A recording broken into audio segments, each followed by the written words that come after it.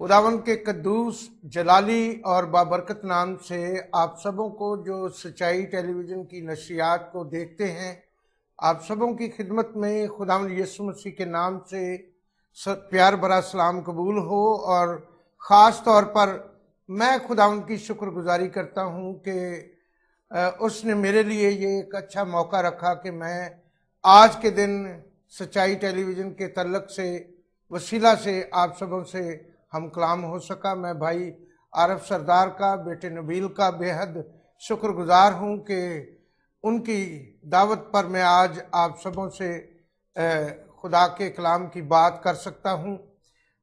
सबसे पहले मैं आप सबों को ईद क़यामत अल मसीह मुबारक कहता हूँ, क्योंकि हमारे लिए यीशु मसीह का मुर्दों में से जी उठना जो है वो एक बड़ी उम्मीद, ईमान और हमारे लिए तकवीयत की बात है, क्योंकि खुदावंद यीशु मसीह ने मेरे और आपके लिए अपनी जान का फिदिया दिया और उसने हमारे लिए एक नई जिंदा राह जो है वो हमारे लिए खोल दी ताकि हम खुदावंद तक रसाई हासिल कर सके।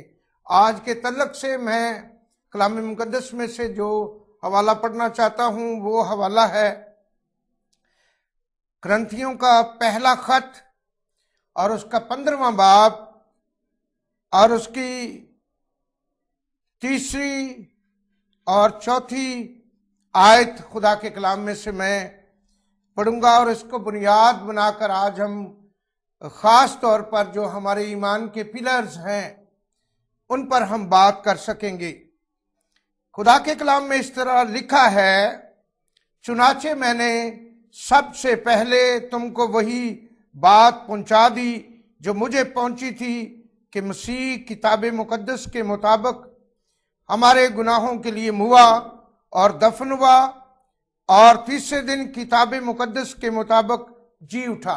खुदा के कलाम के पढ़े, सुने और समझे जाने के वसीला से हम सब बरकत पाएं। अजीजों, खुदा के कलाम में से जब हम मुकद्दस पौलुस रसूल की मार्फत इस खास सच्चाई पर बात करते हैं तो मैं आपको बताना चाहता हूं कि हमारे मसीही ईमान की जो बुनियादें हैं उनमें से पहली बुनियाद है कि यीशु मसीह हमारे गुनाहों के लिए मुआ। दूसरी बुनियाद है कि वो किताब मुकद्दस के मुताबिक दफन हुआ और तीसरी बुनियाद है कि वो किताब मुकद्दस के मुताबिक जी उठा। अगर मसीही जिंदगी में से इन 3 बुनियादी पिलर्स को निकाल दिया जाए तो मसीही जिंदगी जो है वो कायम नहीं रह सकती।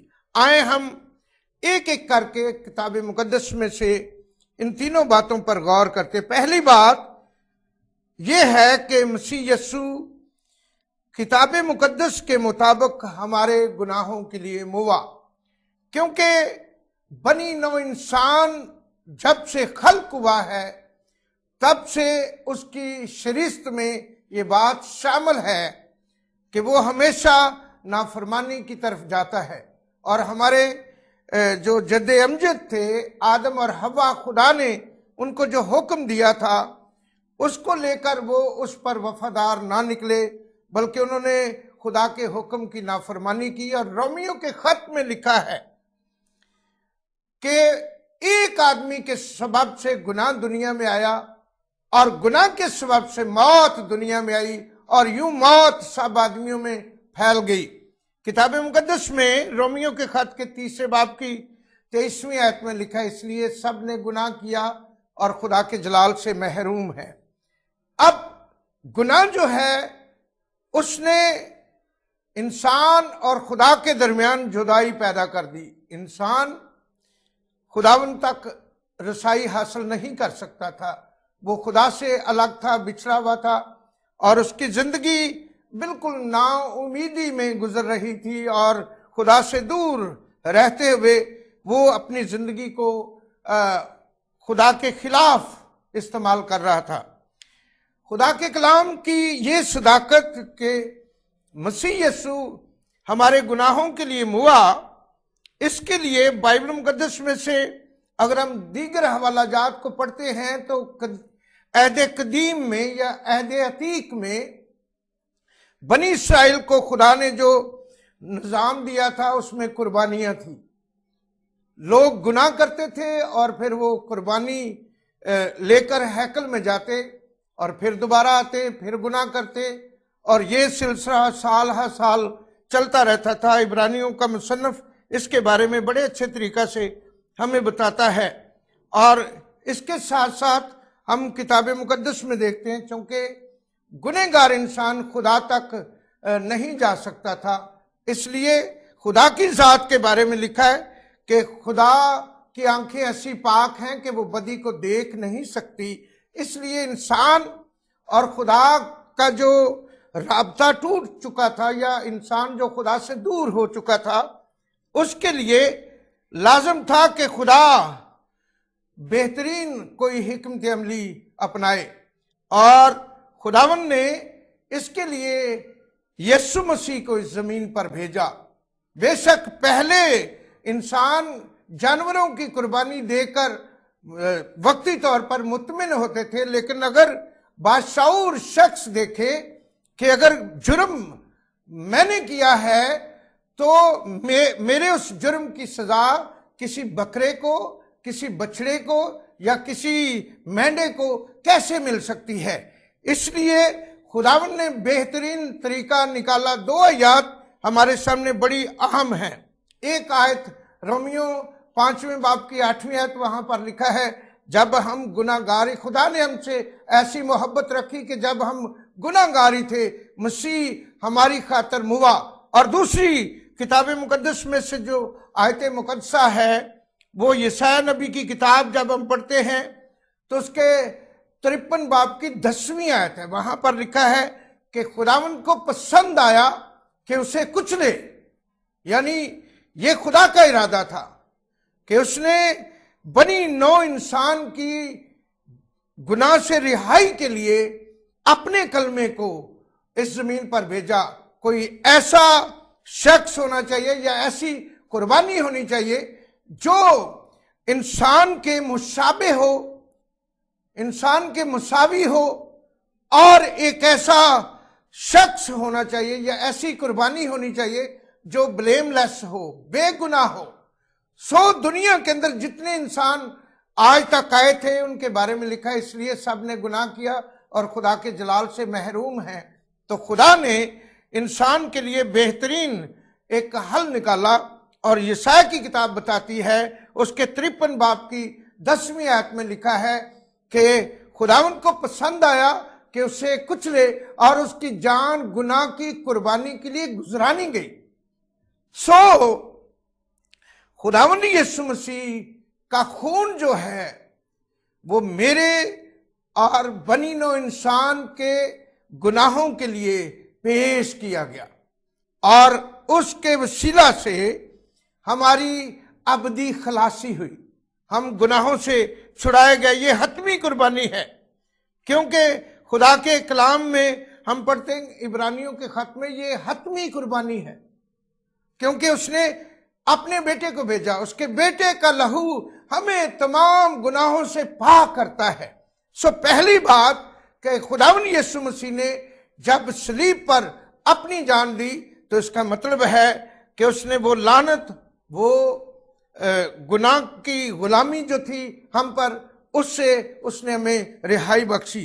सो ये पहला पिलर है। और दूसरा पिलर है कि वो किताब मुकद्दस के मुताबिक दफन हुआ। अब दूसरी बड़ी बात है कि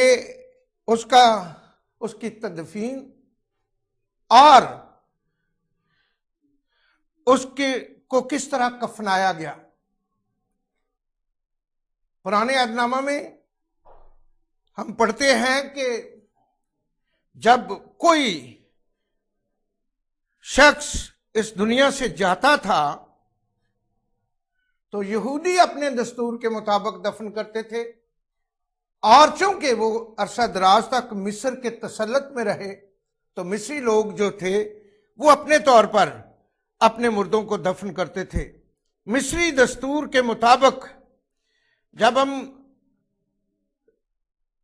पैदाइश की किताब उसका 50 बाब पढ़ते हैं तो उसके अंदर मुकद्दस यूसुफ के बारे में बयान किया गया है कि उसके वालिद जब दुनिया से रहलत कर गए तो उसने मिस्र के तबीबों को ये काम दिया कि उसके बाप की लाश पर वो मसाला जात लगाएं।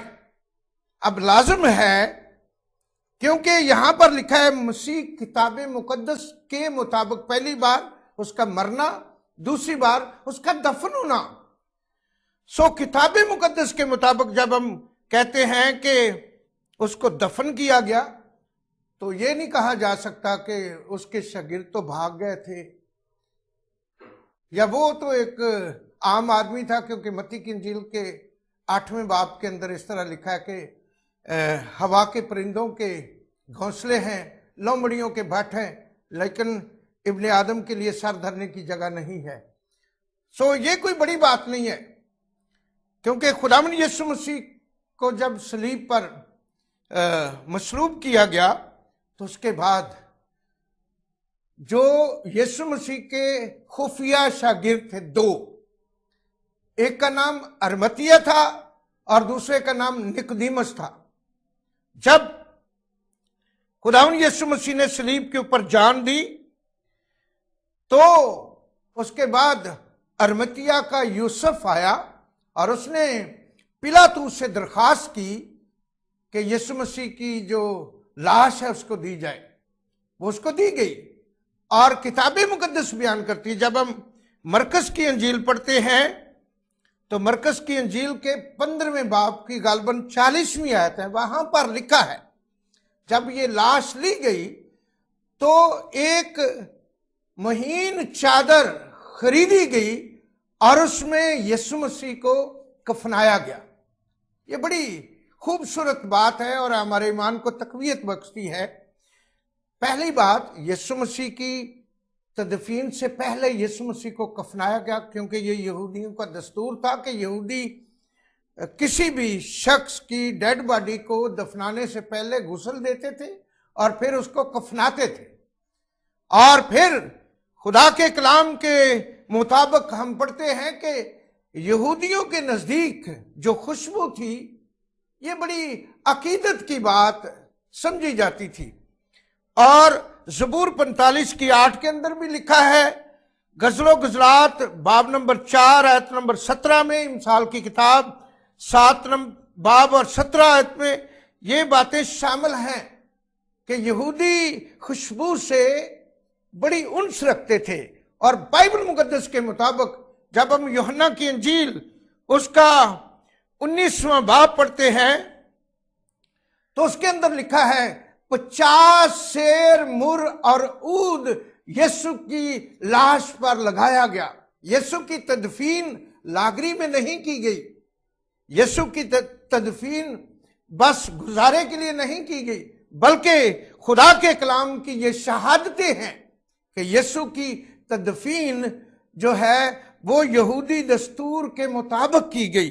और उन्होंने यीशु की लाश पर 50 शेर, मैं इसका जब पंजाबी में तर्जमा करता हूं तो मैं कहता हूं सवा मन मसाले और खुशबुएं यीशु मसीह की डेड बॉडी पर लगाए गए और नया कफन यानी नई चादर लेकर उसमें यीशु मसीह को कफनाया गया।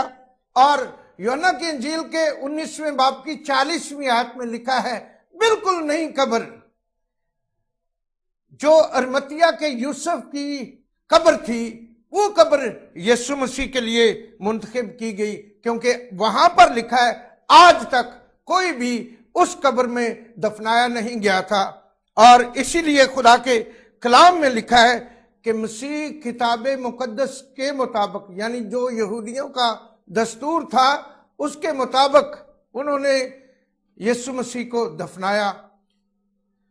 अगर कुछ देर के लिए मैं और आप सोचना शुरू कर दें कि ये दोनों चीज़ें हमारे ईमान की बुनियाद कैसे बन सकती हैं। हमारी तो ईमान की बुनियाद यीशु मसीह का जी उठना है, तो याद रखें अगर यीशु मसीह मरा नहीं तो फिर दफन नहीं किया गया, और अगर दफन नहीं किया गया तो फिर वो जी भी नहीं उठा। इसलिए ये पहली दो बुनियादी बातें हैं क्योंकि खुदा के कलाम में हम पढ़ते हैं कि खुदावंद यीशु मसीह की तदफीन भी यहूदी दस्तूर के मुताबिक हुई, ताकि ईमानदारों के लिए एक बुनियाद फराहम की जाए। तीसरी बात लिखा है खुदा के कलाम में, और किताब मुकद्दस के मुताबिक तीसरे दिन वो जी उठा। प्रेस लॉर्ड, ये बड़ी बात है। ये तीसरा पिलर है कि यीशु मसीह मुर्दों में से जी उठा है। कुरिन्थियों के खत के 15वें बाब की 20वीं आयत में लिखा है, लेकिन फील वाकया मसीह मुर्दों में से जी उठा है। ये हकीकत है, ये कोई अफसाना नहीं, ये कोई ऐसी बात नहीं है कि किसी ने कोई वसवसा, कोई ख्वाब, कोई ख्याल शेयर किया है। ये एक हकीकत है कि यीशु मसीह मुर्दों में से जी उठा है। जब यीशु मसीह मुर्दों में से जी उठा है तो इसके साथ कौन सी चीजें हमारे ईमान को और ज्यादा मजबूत करती हैं?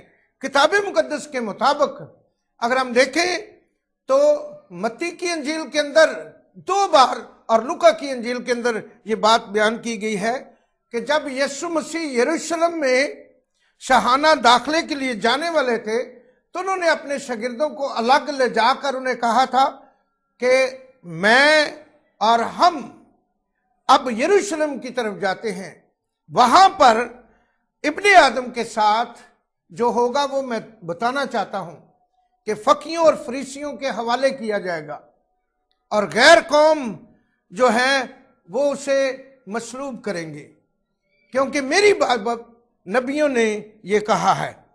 पहली बात, यीशु मसीह जब जी उठा तो इसका मतलब है कि नबियों ने जो यीशु मसीह के बारे में फरमाया, मैं अभी यशायाह नबी की किताब से एक हवाला दे रहा था, एग्जैक्ट जो बातें यीशु मसीह के साथ होने वाली थी वो तकरीबन 750 साल पहले यशायाह नबी ने कंफर्म करके 53 बाब के अंदर लिख दी कि वो ऐसे उनके साथ चला गया जैसे ज़िबा होने वाली भेड़ जाती है, और वो उसका तमस्कर उड़ाते हैं, लान तान करते हैं, उसकी दाढ़ी नोची गई है, उसको कई तरह से रुसवा किया गया है। सो पहली बात यह है कि यीशु मसीह जब जी उठे तो इसका मतलब है कि जो नबियों की तालीम थी वो सच्ची थी।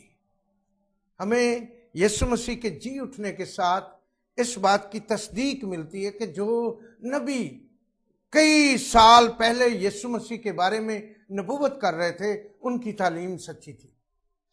हम जानते हैं पैदाइश की किताब बाब नंबर 3 और आयत नंबर 15, वहां पर खुदा ने मूसा नबी की मार्फत कलाम में इस तरह कलमबंद करवाया कि इब्लीस से मुखातब होकर खुदा कहता है, देख वो तेरे सर को कुचलेगा और तू उसकी एड़ी पर काटेगा।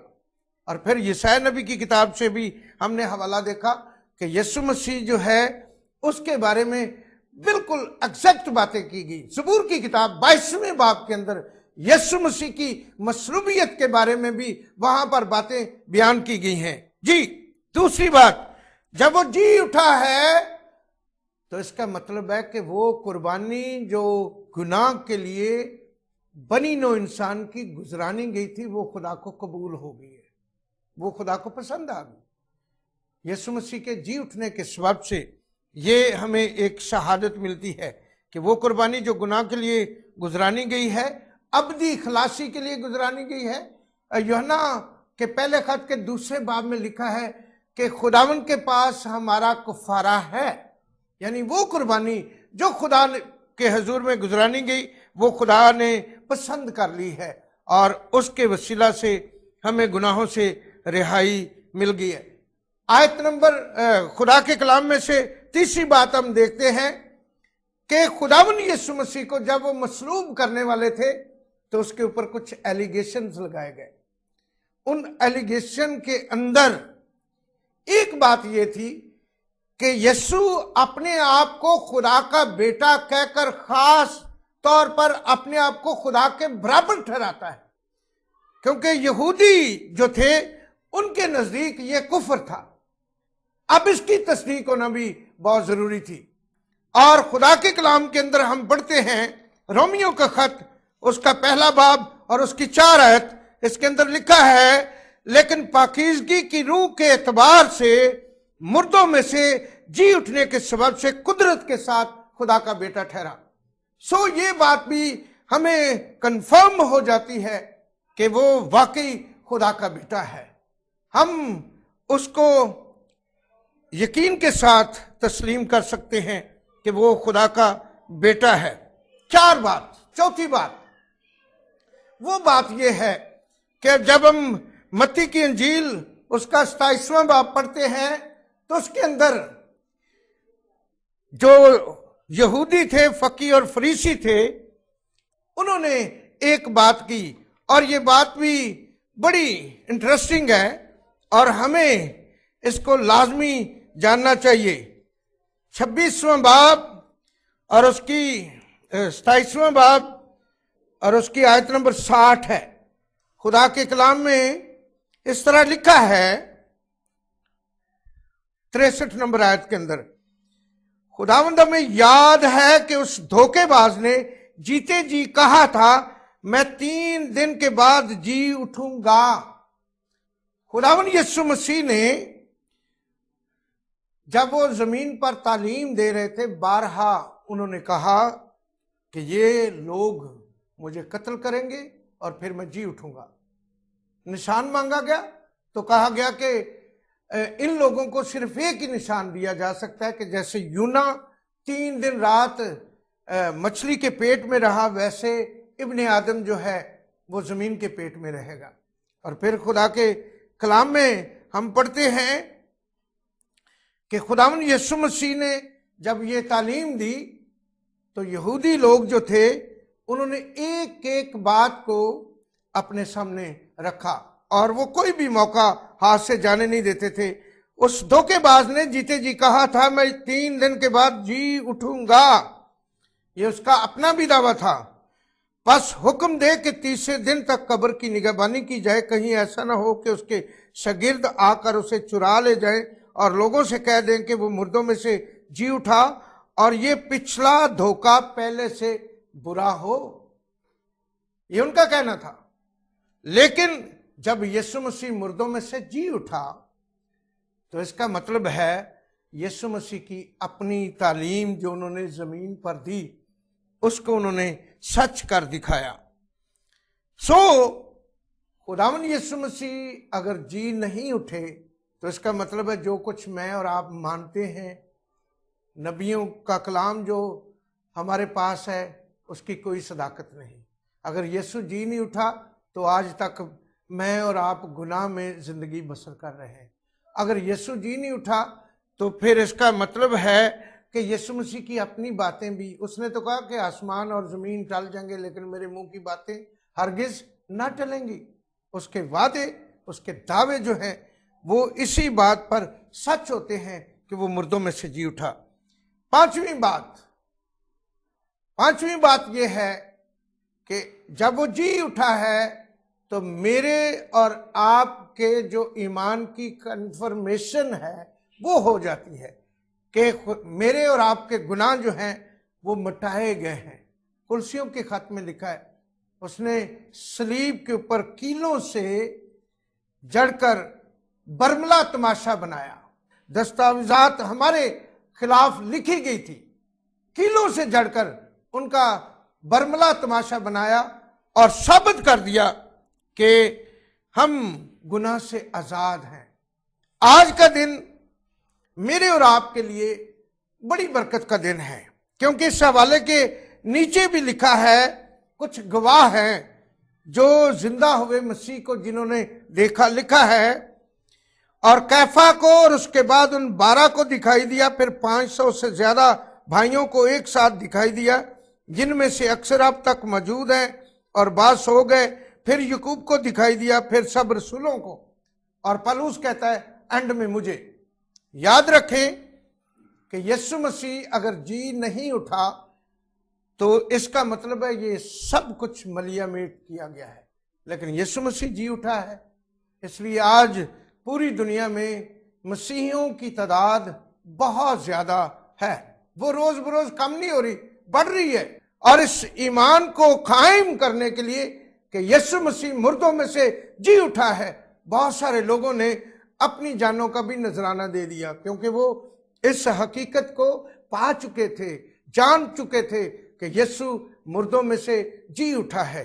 और आज भी दुनिया के अंदर लोग इज़ार-ए-सानियों का सामना कर रहे हैं, क्योंकि वो जानते हैं कि अगर हमने यीशु से अपना ताल्लुक तोड़ दिया तो फिर हमें हमेशा की जिंदगी मिलने वाली नहीं है।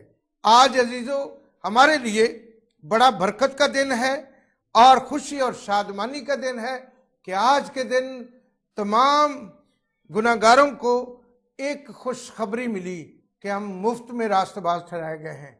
खुदा के कलाम में जब हम अमाल का हवाला पढ़ते हैं 3 बाब, और उसके अंदर लिखा है कि यीशु मसीह को इसलिए कुर्बान होना था कि खुदा जो है वो खुद भी आदल रहे और वो हमें भी रास्तबाज ठहराए, इसलिए यीशु मसीह को मसलूब होना था। यीशु मसीह मेरे और आपके गुनाहों के लिए मर गया, दफन हुआ और तीसरे दिन किताब मुकद्दस के मुताबिक जी उठा है। और आज हमें एक नई जिंदा उम्मीद मिली है। हम उस उम्मीद को लेकर अपनी अपनी जिंदगी खुदा की ताबेदारी में गुजार सकते हैं और अपने बदनों से खुदा उनके नाम को जलाल दे सकते हैं। ईद क़यामत अल मसीह हमारे लिए इंतहाई खुशी और उम्मीद का दिन है। इसलिए आज के दिन हम जितनी भी खुदा की शुक्रगुजारी करें उतनी कम है, क्योंकि हम अपने कामों के सबब से, यशायाह नबी कहता है, हमारी तमाम रास्तबाजी गंदे कपड़ों की मानंद है। हम अपने कामों से कभी भी खुदा तक रसाई हासिल नहीं कर सकते थे। यीशु मेरे और आपके लिए इस जमीन पर आए और उन्होंने मेरे और आपके गुनाहों को अपने ऊपर लिया और अपनी जिंदगी हमें वदीयत की है। इसलिए हमें इस दिन पर शुक्रगुजारी भी करनी है और खुशी भी मनानी है। आप सबों को रेज़रेक्शन डे फिर से मुबारक हो। बहुत शुक्रिया। खुदावंद आप सबों को बरकत बख्शे। आमीन।